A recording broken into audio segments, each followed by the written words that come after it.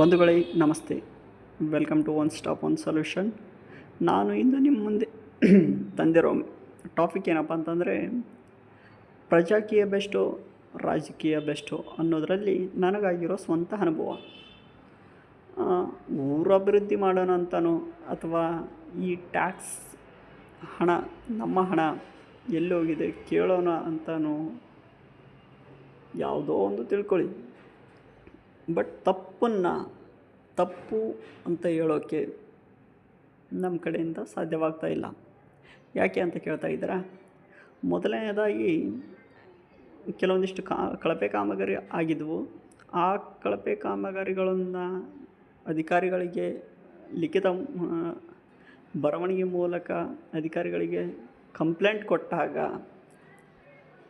ಅಧಿಕಾರಿಗಳು ಹೇಳಿರೋ ಮಾತು ಏನಪ್ಪ ಅಂತಂದರೆ, ಇದನ್ನು ನಾವು ಹಂಗೆ ಪರಿಗಣನೆ ತಗೊಳ್ಳೋಕ್ಕಾಗಲ್ಲ, ಸೂಕ್ತವಾದ ಎವಿಡೆನ್ಸ್ ತೊಗೊಂಬನ್ನಿ.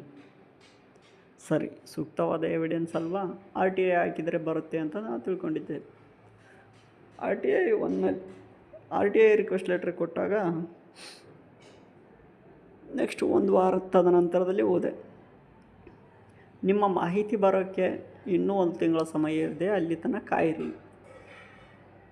ಅಧಿಕಾರಿಗಳು ಕೇಳಿದಾಗ 1 ತಿಂಗಳ ಸಮಯ ಇದೆಯಲ್ಲ ಅಂತೇಳಿ ಸರಿ ಅಂತ ಸುಮ್ಮನಾದೆ. ತದನಂತರದಲ್ಲಿ 1 ತಿಂಗಳು ಆದಮೇಲೆ ನಾನು ಹೋದೆ ಅದೇ ಮಾಹಿತಿನ ಕೇಳೋಕ್ಕೆ.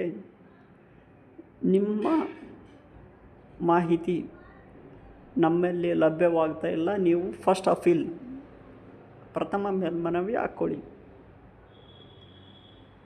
ಫಸ್ಟ್ ರಿಕ್ವೆಸ್ಟ್ ಕಳಿಸಿದಾಗ 30 ದಿನ, ಸೆಕೆಂಡ್ ರಿಕ್ವೆಸ್ಟ್ ಅಂದರೆ ಮೇಲ್ಮನವಿ ಕಳಿಸಿದಾಗ 30 ದಿನ, ಟೋಟಲ್ಲಾಗಿ 60 ದಿನ, 2 ತಿಂಗಳು ಕಾಲಹರಣ ಮಾಡಿದರು.